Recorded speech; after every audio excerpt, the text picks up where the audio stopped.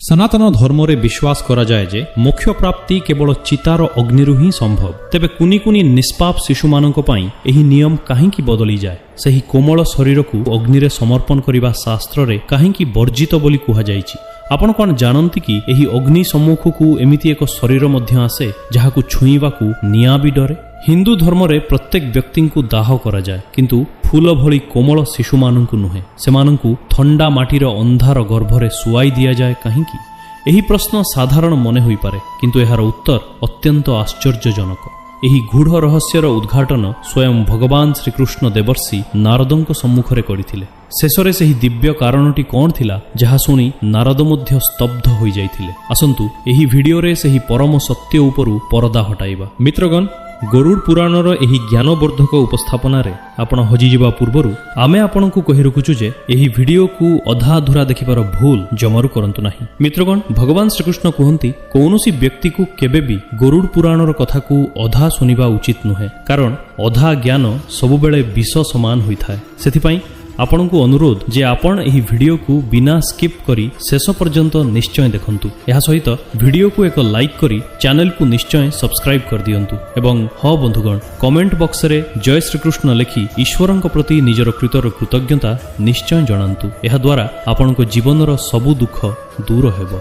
थरकर कथा, द्वारिकार संध्या आज किछि अलगा थिला। प्रतिदिन पवन रे जेउ शीतलता रहुथिला, आज ता स्थान रे एक अजब नीरवता छाई जाइथिला। समुद्रर लहरी जहा सर्वदा निज गर्जन रे कोळ को जगाई रखुथिला, से मध्य आज मौन रही कोनोसी अघटन को अपेक्षा कला भरी मने हेउथिला। श्रीकृष्ण निज प्रासादर उद्यान रे एकाकी बसिथिले। तांको आंगुठी तांको प्रिय बंशी उपरे थिला, जहाकु बजाइबा मात्रे तीनी लोक मंत्रमुग्ध होई जाउथिले। किंतु आजी तांको ओठ स्थिर थिला। से किछि बजाउ नथिले, से केवल शून्य को चाहि रहिथिले।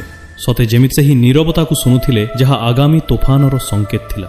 सेतिकी बेले आकाश मार्गरु एक शब्द सुभिला, किंतु एहा सेही शब्द नथिला जहा द्वारकावासी शुणी अभ्यस्त थिले। वीणार एक भंगा बेसुरा स्वर सुनागला, जेउथिरे संगीत कम एवं पीड़ा अधिक थिला। नारद मुनि सेठाड़े प्रकट हेले। सेही नारद जहांको आगमन रे वातावरण नारायण नारायण उल्लास रे भरि जाउथिला, आजी से बिल्कुल शांत थिले। तांको चेहरा रे आज कोनोसी जिज्ञासा नथिला, कोनोसी नुआ खबर सुनाइबार उत्साह नथिला, बरं एक गभीर जंत्रणा एवं असमाहित द्वंद्व रेखा थिला। तांको आखिरे सेही चमक नथिला, बरं एमिति एक प्रश्न थिला जे तांको शांति छड़ाई नैथिला। श्रीकृष्ण न बुली तांको न चाहि मध्य मन भितरकु पढ़िला भଳି कहिले, देवर्षि आजी आपणको वीणार शब्द बेसुरारा काहेकि? एमिति तो केबे हुएनी। आउ आपणको मनर एही कोलाहल एहा तो बाहरे चलीथिबा समुद्रर तोफान ठारू मध्य अधिक तीव्र।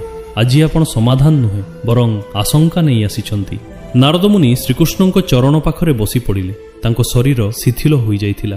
से एक दीर्घश्वास नेले एवं भारी स्वर रे कहिले, केशव आपण अंतर्जामी, तथापि आजी मते कहिबाकू हेबो, आजी मु मर्त्य लोकरु सेही पृथ्वीरु एमिति एक दृश्य देखि आसुची जहा मोर समस्त ज्ञान एवं समस्त तर्क को आह्वान देइची।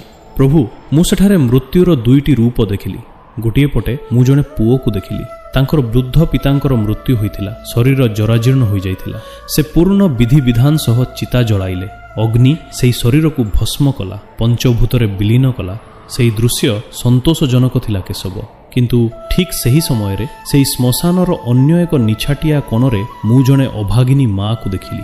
ता कोଳରେ थिला ता 3 वर्षर मृत बालक, एक फूल भली कोमल शरीर। प्रभु, सेही माँ निज पिला को अग्नि देई पारला नाही।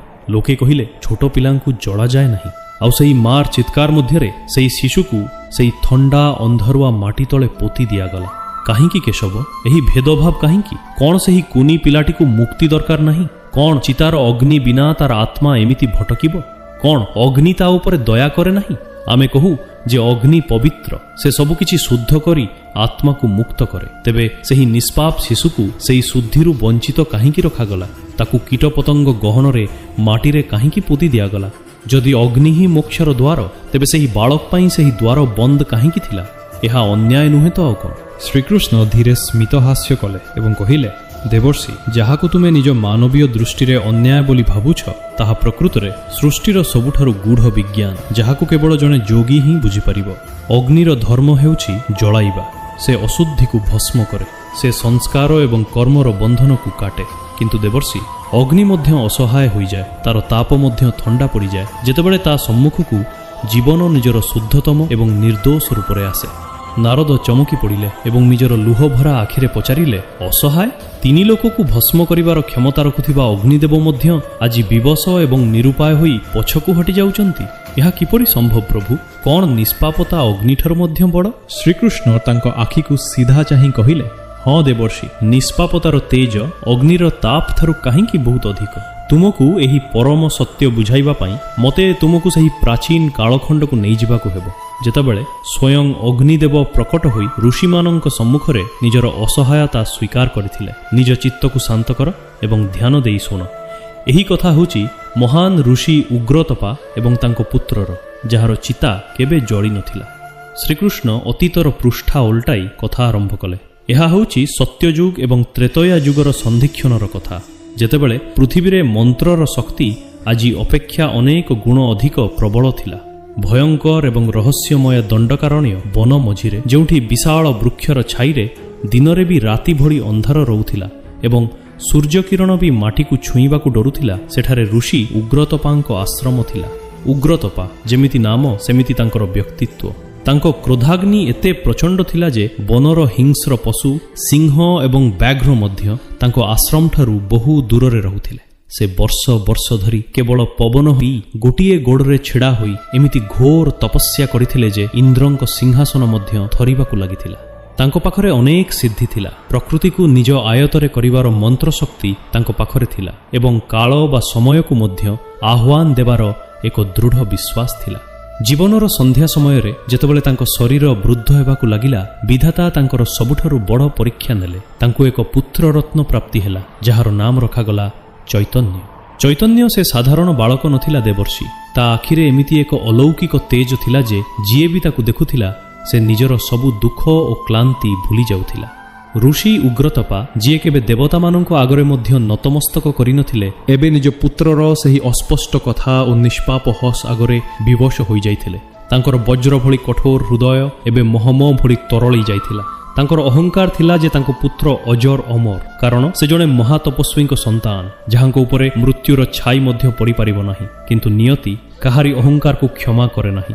ଯେତେବେଳେ ଚୈତନ୍ୟକୁ ମାତ୍ର 3 ବର୍ଷ ହୋଇଥିଲା, ଏକ ଅମାବାସ୍ୟା ରାତିରେ ହଠାତ୍ ଆଶ୍ରମର ବାତାବରଣ ବଦଳିଗଲା। ପବନ ଚିତ୍କାର କଲା ଭଳି ବୋହିଲା, ଶୁଖିଲା ପତ୍ରଗୁଡ଼ିକ ଘୂର୍ଣ୍ଣିଝଡ଼ ସାଜି ନାଚିବାକୁ ଲାଗିଲେ। ଆଶ୍ରମର ଗାଈମାନେ ଭୟରେ ରଡ଼ି କଲେ। ଚୈତନ୍ୟ, ଯିଏ ସନ୍ଧ୍ୟା ପର୍ଯ୍ୟନ୍ତ ଅଗଣାରେ ଖେଳୁଥିଲା, ହଠାତ୍ ମୂର୍ଚ୍ଛିତ ହୋଇ ପଡ଼ିଗଲା। ତାର ଶରୀର ବରଫ ଭଳି ଥଣ୍ଡା ପଡ଼ିବାକୁ ଲାଗିଲା, କିନ୍ତୁ କପାଳ ନିଆଁ ଭଳି ତାତି ଥିଲା। ଋଷି ଉଗ୍ରତପା ଘାବରେଇ ଗଲେ। ସେ ନିଜର ସମସ୍ତ ସିଦ୍ଧି ଓ ସଞ୍ଚିତ ଜ୍ଞାନକୁ ବାଜି ଲଗାଇଦେଲେ। ସେ ମହାମୃତ୍ୟୁଞ୍ଜୟ ମନ୍ତ୍ରର ଏମିତି ଜପ କଲେ, ଯାହାର ନାଦ ପୁରା ଦଣ୍ଡକାରଣ୍ୟ ବନରେ ପ୍ରତିଧ୍ୱନିତ ହେଲା। ସେ ପାତାଳ ଓ ଆକାଶରୁ ଦୁର୍ଲଭ ଔଷଧୀୟ ବୃକ୍ଷ ବା ଦିବ୍ୟ ଔଷଧ ମଗାଇଲେ। ସେଗୁଡ଼ିକୁ ବାଟି ବାଳକର କଣ୍ଠରେ ଢାଳିଲେ। କିନ୍ତୁ ସେହି ରାତିରେ ସବୁ ମନ୍ତ୍ର ଶକ୍ତିହୀନ ହୋଇଯାଇଥିଲା। ଔଷଧ ସବୁ ମାଟି ପାଲଟି ଯାଇଥିଲା। ମନେ ହେଉଥିଲା ସତେ ଯେମିତି ସ୍ୱୟଂ ଯମରାଜ ଅଦୃଶ୍ୟ ରୂପରେ ଆଶ୍ରମାଶ୍ରମ ଦ୍ୱାରରେ ଛିଡ଼ା ହୋଇଛନ୍ତି ଏବଂ ଋଷିଙ୍କ ପ୍ରତିଟି ଚେଷ୍ଟାକୁ ଦେଖି ମୌନ ଉପହାସ କରୁଛନ୍ତି। ବ୍ରହ୍ମ ମୁହୂର୍ତ୍ତର ଠିକ୍ ପୂର୍ବରୁ ଯେତେବେଳେ ପାହାନ୍ତି ତାରା ଦେଖାଯିବାକୁ ଥିଲା, ଚୈତନ୍ୟର ଶ୍ୱାସକ୍ରିୟା ବନ୍ଦ ହୋଇଗଲା। ସେହି କୁନି ଫୁଲଟି ଫୁଟିବା ପୂର୍ବରୁ ହିଁ ମଉଡ଼ିଗଲା। ଋଷି ଉଗ୍ରତପାଙ୍କ ବିଳାପ ପ୍ରଥମେ ଶୋକରେ ଏବଂ ପରେ ଭୀଷଣ କ୍ରୋଧରେ ପରିଣତ ହେଲା। ସେ ଆକାଶକୁ ହାତମୁଠା ଦେଖାଇ ଗର୍ଜନ କଲେ, ମୁଁ ସାରା ଜୀବନ ଧର୍ମ ପାଳନ କଲି, କଠୋର ତପସ୍ୟା କଲି ଏବଂ ମୋତେ ଏହି ଫଳ ମିଳିଲା। ମୁଁ ମୋ ପୁତ୍ରକୁ ସାଧାରଣ ମୃତ୍ୟୁରେ ମରିବାକୁ ଦେବି ନାହିଁ। ମୁଁ ତାକୁ ମୋକ୍ଷ ଦେବି, ଏମିତି ଏକ ପରମ ମୋକ୍ଷ ଯାହା ଦେବତାମାନଙ୍କ ପାଇଁ ମଧ୍ୟ ଦୁର୍ଲଭ। ଋଷି ସଂକଳ୍ପ କଲେ ଯେ ସେ ନିଜ ପୁତ୍ରର ଅନ୍ତିମ ସଂସ୍କାର ସାଧାରଣ କାଠରେ ନୁହେଁ, ବରଂ ବିଶିଷ୍ଟ ମଳୟଗିରି ଚନ୍ଦନ ଏବଂ ଦେବକାଷ୍ଠରେ କରିବେ। ଶ୍ମଶାନ ଘାଟରେ ଏକ ବିଶାଳ ଚିତା ସଜାଗଲା। ଋଷି ସେଥିରେ ଏତେ ଶୁଦ୍ଧ ଘିଅ ଢାଳିଲେ ଯେ ତାର ସୁଗନ୍ଧରେ ପୁରା ବନ ମହକି ଉଠିଲା, ସତେ ଯେମିତି କୌଣସି ଯଜ୍ଞ ଚାଲିଛି। ଋଷି ଉଗ୍ରତପା କମ୍ପିତ ହାତରେ ଜଳୁଥିବା ମଶାଲ ଧରିଲେ। ତାଙ୍କ ଆଖି ଲାଲ ପଡ଼ିଯାଇଥିଲା, ଯେଉଁଥିରେ ଲୁହ ଏବଂ କ୍ରୋଧର ଏକ ମିଶ୍ରଣ ଦେଖାଯାଉଥିଲା। ସେ ମନ୍ତ୍ର ଉଚ୍ଚାରଣ କଲେ, ହେ ଅଗ୍ନି, ହେ ପାବକ, ଏହି ଶରୀରକୁ ଗ୍ରହଣ କର, ଏହାକୁ ପଞ୍ଚଭୂତରେ ବିଲୀନ କର ଏବଂ ପରମହ ଗତି ପ୍ରଦାନ କର। ଋଷି ପୂର୍ଣ୍ଣ ବେଗରେ ମଶାଲଟିକୁ ଚିତା ମଧ୍ୟକୁ ଫିଙ୍ଗିଦେଲେ। ଶୁଖିଲା କାଠ ଘିଅରେ ଜୁରୁ ବୁଡ଼ୁଥିଲା। ନିୟମ ଅନୁସାରେ ତାହା ବାରୁଦ ଭଳି ଭାଉ ଭାଉ ହୋଇ ଜ୍ୱଳି ଉଠିବା କଥା। ନିଆଁର ଶିଖା ଉଠିଲା ମଧ୍ୟ। ସେହି ଶିଖା କାଠଗୁଡ଼ିକୁ ନିଜ କୋଳକୁ ନେଇ ନାଚିବାକୁ ଲାଗିଲା। କିନ୍ତୁ ଦେବର୍ଷି ସେଠାରେ ଏକ ଚମତ୍କାର ଘଟିଲା। ଯେମିତି ସେହି ନିଆଁର ଶିଖା ବାଳକ ଚୈତନ୍ୟର କୋମଳ ଶରୀର ଆଡ଼କୁ ବଢ଼ିଲା, ତାହା ତୁରନ୍ତ ଲିଭିଗଲା। ସତେ ଯେମିତି ସେହି ଶିଖା ସେହି ଶରୀରକୁ ଛୁଇଁବାକୁ ଡରୁଛି, ସତେ ଯେମିତି କେହି ଅଦୃଶ୍ୟ ଫୁଙ୍କ ମାରି ତାକୁ ଲିଭାଇ ଦେଉଛି। ଋଷି ଆଶ୍ଚର୍ଯ୍ୟ ହୋଇଗଲେ। ସେ ଭାବିଲେ, ବୋଧହୁଏ ପବନ ଜୋରରେ ବହୁଛି। ସେ ପୁଣି ଚେଷ୍ଟା କଲେ, ଆହୁରି ଅଧିକ ଘିଅ ଢାଳିଲେ, କର୍ପୂର ଜଳାଇଲେ, ପୁଣି ନିଆଁ ଲଗାଇଲେ ଏବଂ ଅଗ୍ନିଦେବଙ୍କୁ ଆହ୍ୱାନ କଲେ। କିନ୍ତୁ ପରିଣାମ ସେଇଆ ଥିଲା, କାଠ ଜଳୁଥିଲା, କିନ୍ତୁ ବାଳକର ଶରୀର ପାଖକୁ ଆସିବା ମାତ୍ରେ ଅଗ୍ନି ନିଜ ସ୍ୱଭାବ ଛାଡ଼ି ଦେଉଥିଲା, ଥଣ୍ଡା ପଡ଼ିଯାଉଥିଲା। ଚିତା ହୁ ହୁ ହୋଇ ଜଳୁଥିଲା, କିନ୍ତୁ ପିଲାଟିର ଶରୀର ସୁରକ୍ଷିତ ଥିଲା। ଅଗ୍ନି ତାକୁ ଛୁଇଁବାକୁ ମଧ୍ୟ ପ୍ରସ୍ତୁତ ନଥିଲା। ଏଥର ଯେଉଁ ଦୃଶ୍ୟ ସାମ୍ନାକୁ ଆସିଲା, ତାହା ରୁମ୍ ଟାଙ୍କୁରି ଦେଲା ଭଳି ଥିଲା। ଚିତା ଚାରିପଟେ ନିଆଁ ଉଗ୍ର ହୋଇ ନାଚୁଥିଲା, କାଠ ଧୁ ଧୁ ହୋଇ ଜଳୁଥିଲା, କିନ୍ତୁ ଆଶ୍ଚର୍ଯ୍ୟର କଥା, ସେହି ଶିଖା ମଝିରେ ଥିବା ବାଳକର ଶରୀର ସମ୍ପୂର୍ଣ୍ଣ ସୁରକ୍ଷିତ ଥିଲା। ତାର ରେଶମୀ ବସ୍ତ୍ରର ଗୋଟିଏ ସୂତା ବି ଜଳି ନଥିଲା। ଏମିତି ଲାଗୁଥିଲା ସତେ ଯେମିତି ଅଗ୍ନିଶିଖା ସେହି ଶରୀର ପାଖକୁ ଯାଉଛି ଏବଂ ଭୟଭୀତ ହୋଇ ପଛକୁ ହଟି ଯାଉଛି। ଠିକ୍ ସେମିତି ଯେମିତି କୌଣସି ବିଷଧର ସର୍ପ ନିଜ ଶିକାରକୁ ନିଜ ଅପେକ୍ଷା ଅଧିକ ଶକ୍ତିଶାଳୀ ଭାବି ଭୟରେ ପଛକୁ ହଟିଯାଏ। ଅଗ୍ନି, ଯିଏ ସବୁକିଛି ଭସ୍ମ କରିବା ପାଇଁ ଜଣାଶୁଣା, ଆଜି ଗୋଟିଏ ଫୁଲକୁ ଛୁଇଁବା ପାଇଁ ସାହସ ଜୁଟାଇ ପାରୁନଥିଲା। ଏହି ଅକଳ୍ପନୀୟ ଦୃଶ୍ୟ ଦେଖି ସେଠାରେ ଥିବା ଅନ୍ୟ ମୁନି ଓ ଶିଷ୍ୟମାନଙ୍କ ଧୈର୍ଯ୍ୟଚ୍ୟୁତି ଘଟିଲା। ଶ୍ମଶାନର ସେହି ନୀରବତା କୁହାକୁହି ଏବଂ କୋଳାହଳରେ ପରିଣତ ହେଲା। କେହି ଭୟରେ ଥରି ଥରି କହୁଥିଲା, କଣ ଏହି ବାଳକ ଅଭିଶପ୍ତ? ତ ଆଉ କେହି ସନ୍ଦେହ କରୁଥିଲା, କଣ କୌଣସି ପିଶାଚର ଛାୟା ଅଛି ଯିଏ ଅଗ୍ନିକୁ ବାନ୍ଧି ଦେଇଛି? ଶେଷରେ ଅଗ୍ନିଦେବ ନିଜର ଆହୁତି ସ୍ୱୀକାର କାହିଁକି କରୁନାହାନ୍ତି? ଚାରିଆଡ଼େ ଭୟ ଏବଂ ଭ୍ରମର ବାତାବରଣ ଥିଲା। ଋଷି ଉଗ୍ରତପା, ଯିଏ ଏପର୍ଯ୍ୟନ୍ତ ଧୈର୍ଯ୍ୟ ଧରି ବସିଥିଲେ, ଏସବୁ ଶୁଣି ଭାଙ୍ଗି ପଡ଼ିଲେ। ତାଙ୍କୁ ଲାଗିଲା, ଏହା ଅଗ୍ନିଦେବଙ୍କ ଅହଙ୍କାର, ଯିଏ ତାଙ୍କ ପୁତ୍ରକୁ ଅପମାନିତ କରୁଛି। ଜଣେ ପିତାର ମମତା ଏବଂ ଜଣେ ମହାତପସ୍ୱୀଙ୍କ ଅହଙ୍କାର ପରସ୍ପର ସହ ଧକ୍କା ହେଲା। ତାଙ୍କ ଚେହେରା କ୍ରୋଧରେ ଲାଲ ପଡ଼ିଗଲା। ଋଷି ଆକାଶକୁ ଚାହିଁ ଭୀଷଣ ଗର୍ଜନ କଲେ, ଅଗ୍ନି, ତୁମେ ମୋ ଧୈର୍ଯ୍ୟର ପରୀକ୍ଷା ନେଉଛ? କଣ ତୁମେ ଭୁଲିଗଲ ମୁଁ କିଏ? ମୁଁ ଉଗ୍ରତପା। ଯଦି ତୁମେ ମୋ ପୁତ୍ରର ଏହି ନଶ୍ୱର ଶରୀରକୁ ଜଳାଇ ପାରୁନାହଁ, ତେବେ ଏହାର ଅର୍ଥ ହେଉଛି ତୁମ ଭିତରେ ଆଉ ସେହି ପବିତ୍ରତା ବାକି ନାହିଁ। ତୁମେ ଅପବିତ୍ର। ଅତ୍ୟଧିକ କ୍ରୋଧରେ ସେ ନିଜ କମଣ୍ଡଳରୁ ଜଳ ବାହାର କଲେ। ଅଭିଶାପ ଦେବା ପାଇଁ ତାଙ୍କ ହାତ ଉପରକୁ ଉଠିଲା। ବାତାବରଣରେ ବିଜୁଳି ଚମକି ଉଠିଲା। ସେ ରାଗି କରି କହିଲେ, ପ୍ରକଟ ହୁଅ ଅଗ୍ନି, ଏହି କ୍ଷଣି କାରଣ କୁହ, ନଚେତ ଆଜି ମୁଁ ମୋ ତପୋବଳରେ ତୁମକୁ ଅଭିଶାପ ଦେଇ ଏହି ସୃଷ୍ଟିରୁ ଚିରଦିନ ପାଇଁ ବିଲୁପ୍ତ କରିଦେବି। ସେତିକି ବେଳେ ଏକ ଭୟଙ୍କର ଗର୍ଜନ ହେଲା, ଯାହା ପୃଥିବୀ ଓ ଆକାଶକୁ ଥରାଇ ଦେଲା। ଶ୍ମଶାନର ଭୂମି କମ୍ପିବାକୁ ଲାଗିଲା। ଚିତାର ସେହି ଲିଭି ଯାଇଥିବା ପାଉଁଶ ମଧ୍ୟରୁ ଏକ ବିଶାଳ ସ୍ତମ୍ଭ ଭଳି ଆଲୋକ ପ୍ରକଟ ହେଲା। ସେହି ଆଲୋକ ଏତେ ତୀବ୍ର ଥିଲା ଯେ ଆଖି ଝଲସିଗଲା। ତାପମାତ୍ରା ଏତେ ବଢ଼ିଗଲା ଯେ ଦୂରରେ ଛିଡ଼ା ହୋଇଥିବା ଲୋକଙ୍କ ଚମଡ଼ା ପୋଡ଼ିବାକୁ ଲାଗିଲା। ସ୍ୱୟଂ ଅଗ୍ନିଦେବ ପ୍ରକଟ ହେଲେ। ତାଙ୍କ ସ୍ୱରୂପ ବିରାଟ ଥିଲା। ସାତୋଟି ଜିହ୍ୱା ଲହଲହ ହେଉଥିଲା, ଯାହା ଆକାଶକୁ ଚୁମ୍ବନ କରୁଥିଲା। କିନ୍ତୁ ଆଶ୍ଚର୍ଯ୍ୟର କଥା, ତାଙ୍କ ଆଖିରେ ଋଷିଙ୍କ ପ୍ରତି କ୍ରୋଧ ନଥିଲା, ବରଂ ଏକ ଅଜବ ପ୍ରକାରର ବିବଶତା ଓ ଅସହାୟତା ଥିଲା। ଅଗ୍ନିଦେବଙ୍କ ସ୍ୱର ମେଘର ଗର୍ଜନ ଭଳି ଗମ୍ଭୀର ଥିଲା। ଅଟକି ଯାଅ ଉଗ୍ରତପା, ଅନର୍ଥ କର ନାହିଁ। ନିଜର ବର୍ଷ ବର୍ଷର ଅର୍ଜିତ ତପୋବଳକୁ କ୍ରୋଧରେ ଆସି ଅଭିଶାପ ଦେବାରେ ବୃଥତା ନଷ୍ଟ କର ନାହିଁ। ଋଷି ଉଗ୍ରତପା, ଯିଏ କ୍ରୋଧରେ ଥାଇ ମଧ୍ୟ ପୁତ୍ର ଶୋକରେ ଜଳୁଥିଲେ, ସେ କାନ୍ଦି କାନ୍ଦି ଚିତ୍କାର କରି କହିଲେ, ତେବେ ଜଳାଉ ନାହିଁ କାହିଁକି? କଣ ମୋ ପୁତ୍ରର ଶରୀର ପଥର? ତୁମେ ଲଙ୍କା ଜଳାଇଛ, ତୁମେ ଖାଣ୍ଡବ ବନହ ଜଳାଇଛ, ତୁମେ ନିମିଷକ ମଧ୍ୟରେ ପୁରା ସଂସାରକୁ ଭସ୍ମ କରିପାରିବ। ତେବେ ଏହି 3 ହାତର ବାଳକକୁ ଜଳାଇବା ବେଳେ ତୁମ ହାତ କାହିଁକି କମ୍ପୁଛି? ନ୍ୟାୟ କର ଅଗ୍ନି, ନ୍ୟାୟ କର। ଅଗ୍ନିଦେବ ଅତ୍ୟନ୍ତ ଶାନ୍ତ ଏବଂ ଗମ୍ଭୀର ସ୍ୱରରେ କହିଲେ, ରୁଥକୁ ତ୍ୟାଗ କରନ୍ତୁ ଏବଂ ନିଜର ଦିବ୍ୟ ଦୃଷ୍ଟି ଖୋଲନ୍ତୁ। ଦେଖନ୍ତୁ ସତ୍ୟ କଣ? ମୁଁ ଦାହକ, ମୁଁ ଜଳାଏ। କିନ୍ତୁ ମୁଁ କଣ ଜଳାଏ? ମୁଁ ଶରୀରକୁ ଜଳାଏ ନାହିଁ। ମୁଁ ସେହି ଅପବିତ୍ରତାକୁ ଜଳାଏ ଯାହା ଆତ୍ମା ଉପରେ ସ୍ତର ସ୍ତର ହୋଇ ଜମି ରହିଥାଏ। ଏହାର ମନରେ ନା ମୋର ଅହଙ୍କାର ଅଛି ନା ତୁମର ରାଗ। ଏ କେବେ ମିଛ କହିନି, କାହାରି ଖରାପ ଚାହିଁନି। ଏହାର ଆତ୍ମା ଉପରେ କର୍ମର ପାପ କିମ୍ବା ପୁଣ୍ୟର କୌଣସି ସ୍ତର ନାହିଁ। ଋଷିବର, ଏହା ଶରୀର ନୁହେଁ, ଏହା ତ ଜମାଟ ବାନ୍ଧିଥିବା ଶିଶିର ବିନ୍ଦୁଟିଏ। ଏହା ସାକ୍ଷାତ ଈଶ୍ୱରଙ୍କର ହିଁ ବିଶୁଦ୍ଧ ରୂପ। ଅଗ୍ନିଦେବଙ୍କ ସ୍ୱର ଏବେ ବିନମ୍ର ଏବଂ ପ୍ରାର୍ଥନାପୂର୍ଣ୍ଣ ହୋଇଗଲା। ମୁଁ ଅଶୁଦ୍ଧିକୁ ଜଳାଇପାରେ, ବୁଦ୍ଧିକୁ ଜଳାଇପାରେ, ପବିତ୍ରତାକୁ ନୁହେଁ। ଯିଏ ପୂର୍ବରୁ ହିଁ ଶୁଦ୍ଧ ସୁବର୍ଣ୍ଣ, ତାକୁ ନିଆଁରେ ପକାଇ ମୁଁ ଆଉ କଣ ଶୁଦ୍ଧ କରିବି? ଯଦି ମୁଁ ଏହାକୁ ଜଳାଇବାକୁ ଚେଷ୍ଟା କରେ, ତେବେ ତାହା ବ୍ରହ୍ମହତ୍ୟା ସଦୃଶ ମହାପାପ ହେବ। ଋଷିବର, ବୁଝିବାକୁ ଚେଷ୍ଟା କରନ୍ତୁ। ଏହା ହେଉଛି ଏକ କଞ୍ଚା ମାଠିଆ। ଜଣେ କୁମ୍ଭାର ପୋଡ଼ା ମାଠିଆକୁ ଭାଙ୍ଗିପାରେ, କିନ୍ତୁ କଞ୍ଚା ମାଠିଆକୁ ନିଆଁରେ ପୋଡ଼ାଯାଏ ନାହିଁ କି ଭଙ୍ଗାଯାଏ ନାହିଁ। ଯଦି କଞ୍ଚା ମାଠିଆଟିଏ ଭାଙ୍ଗିଯାଏ, ତେବେ ତାକୁ ଫିଙ୍ଗି ଦିଆଯାଏ ନାହିଁ, ତାକୁ ପୁଣି ଥରେ ଓଦା ମାଟିରେ ମିଶାଇ ଦିଆଯାଏ। ଯେମିତି କୁମ୍ଭାର ତାକୁ ପୁଣି ଏକ ନୂଆ ରୂପ ଦେଇପାରିବ। ଅଗ୍ନିଦେବ ଶେଷ ନିଷ୍ପତ୍ତି ଶୁଣାଇ କହିଲେ, ଏହାକୁ ମୋତେ ସମର୍ପଣ କରନ୍ତୁ ନାହିଁ। ଅଗ୍ନି ଏହାର ଘର ନୁହେଁ, ଏହାକୁ ତାର କୋଳକୁ ଫେରାଇ ଦିଅନ୍ତୁ, ଯିଏ ଏହାର ପ୍ରକୃତ ମା ଧରିତ୍ରୀ ମାତା।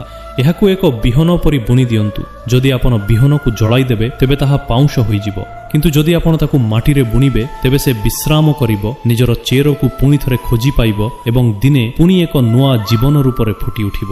ଅଗ୍ନିଦେବଙ୍କ ଏହି ବାଣୀ ଶୁଣି ଋଷି ଉଗ୍ରତପାଙ୍କ ଶରୀର କମ୍ପି ଉଠିଲା।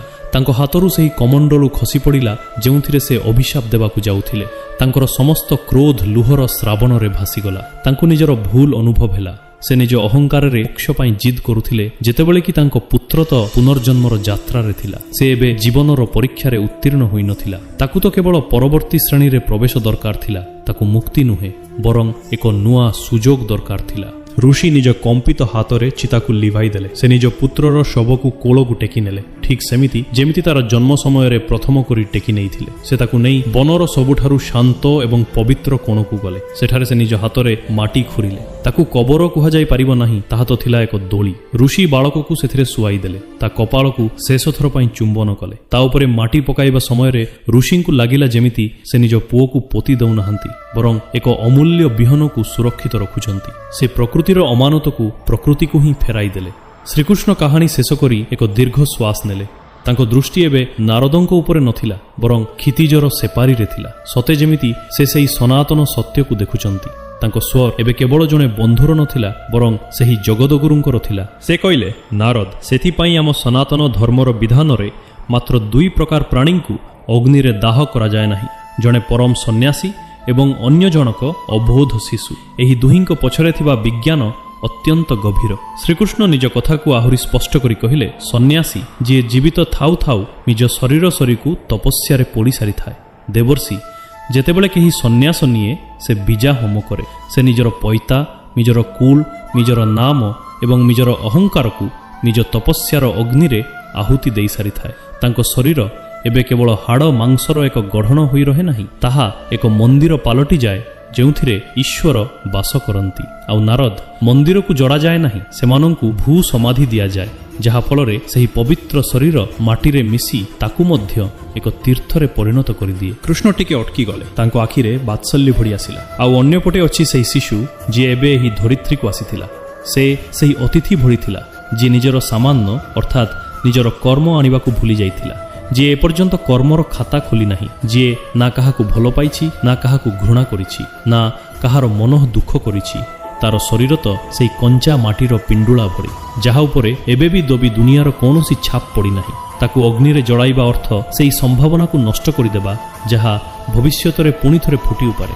ଶ୍ରୀକୃଷ୍ଣ ନାରଦଙ୍କ କାନ୍ଧରେ ହାତ ରଖି ଅନ୍ତିମ ସତ୍ୟ କହିଲେ, ଅଗ୍ନି କେବଳ ତାକୁ ହିଁ ଜଳାଏ ଯେଉଁଥିରେ ମୁଁପଣର ଜାଳେଣୀ ଥାଏ, କିନ୍ତୁ ସନ୍ନ୍ୟାସୀଙ୍କର ମୁଁପଣ ମରିସାରିଥାଏ ଏବଂ ଶିଶୁର ମୁଁପଣ ଏପର୍ଯ୍ୟନ୍ତ ଜନ୍ମ ନେଇନଥାଏ। ଏହି ଦୁହେଁ ନିର୍ଦ୍ଦୋଷ। ଏହି ଦୁହେଁ ଅଗ୍ନି ପରୀକ୍ଷାରୁ ବହୁ ଊର୍ଦ୍ଧ୍ୱରେ। ଏମାନଙ୍କୁ ଅଗ୍ନିର ଦାହ ନୁହେଁ, ବରଂ ଧରିତ୍ରୀର କୋଳ ଦରକାର। ଧରିତ୍ରୀ ଯିଏ ମା, ଯିଏ ସନ୍ନ୍ୟାସୀଙ୍କୁ ନିଜତରେ ସାଉଁଟି ନେଇ ଭିତରେ ବିଶ୍ରାମ ଦିଏ ଏବଂ ଶିଶୁକୁ ନିଜ ଗର୍ଭରେ ନେଇ ପୁଣି ଏକ ନୂଆ ଜୀବନ ପାଇଁ ପ୍ରସ୍ତୁତ କରେ।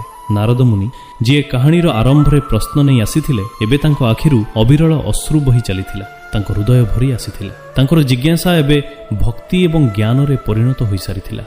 ସେ ହାତ ଯୋଡ଼ି ମଥା ନତ କରି କହିଲେ, ହେ କେଶବ, ଆଜି ମୋର ଚକ୍ଷୁ ଉନ୍ମିଳିତ ହୋଇଗଲା। ଆଜି ମୁଁ ବୁଝିପାରିଲି ଯେ ଶ୍ମଶାନରେ ସେହି ମା କାହିଁକି କାନ୍ଦୁନଥିଲା ଯେତେବେଳେ ତାର ସନ୍ତାନକୁ ମାଟିରେ ପୋତା ଯାଉଥିଲା। ବୋଧହୁଏ ତାର ମମତା ଜାଣିଥିଲା ଯେ ଅଗ୍ନି ତାର ସେହି କୋମଳ ପୁତ୍ରକୁ ଜଳାଇ ପାରିବ ନାହିଁ। ସେ ମଧ୍ୟ ଜାଣିଥିଲା ଯେ ତାର ପିଲା ମରିନାହିଁ, ମା ଧରିତ୍ରୀର କୋଳରେ ଶୋଇବାକୁ ଯାଇଛି ପୁଣି ଥରେ ଜାଗ୍ରତ ହେବା ପାଇଁ। ଆଉ ବନ୍ଧୁଗଣ, ଏହିପରି ଭାବରେ ସେହି ରହସ୍ୟର ସମାଧାନ ହୋଇଗଲା। ତେଣୁ ପରବର୍ତ୍ତୀ ସମୟରେ ଯେତେବେଳେ ଆପଣ କୌଣସି କୁନି ଫେରିସ୍ତାକୁ ଧରିତ୍ରୀର କୋଳକୁ ଯାଉଥିବାର ଦେଖିବେ, ତେବେ ଶୋକ କରିବେ ନାହିଁ, ବରଂ ଏତିକି ମନେ ରଖିବେ ଯେ ଅଗ୍ନି କେବଳ ତାକୁ ହିଁ ଜଳାଏ ଯେଉଁଥିରେ ଅହଙ୍କାରର ଜାଳେଣୀ ଥାଏ। ନିଷ୍ପାପତା ତ ନିଆଁଠାରୁ ମଧ୍ୟ ଅଧିକ ପବିତ୍ର, ଯାହାକୁ ସ୍ୱୟଂ ଅଗ୍ନିଦେବ ମଧ୍ୟ ପ୍ରଣାମ କରନ୍ତି। ତେଣୁ ବନ୍ଧୁଗଣ, ଏହି ଜ୍ଞାନକୁ ନିଜ ମଧ୍ୟରେ ସୀମିତ ରଖନ୍ତୁ ନାହିଁ, ଏହାକୁ ପ୍ରସାର କରନ୍ତୁ, କାରଣ ଜ୍ଞାନ ବାଣ୍ଟିଲେ ବଢ଼େ। ଆଗାମୀ ଭିଡିଓରେ ଆମେ ଏମିତି ଏକ ରହସ୍ୟ ବିଷୟରେ କଥା ହେବା ଯାହା ଆପଣଙ୍କ ଚିନ୍ତାଧାରାକୁ ହଲାଇ ଦେବ। ସେ ପର୍ଯ୍ୟନ୍ତ ନିଜ କର୍ମ ଉପରେ ଧ୍ୟାନ ଦିଅନ୍ତୁ, ନିଜ ମାତାପିତାଙ୍କ ସେବା କରନ୍ତୁ ଏବଂ ପ୍ରଭୁଙ୍କୁ ସ୍ମରଣ କରନ୍ତୁ।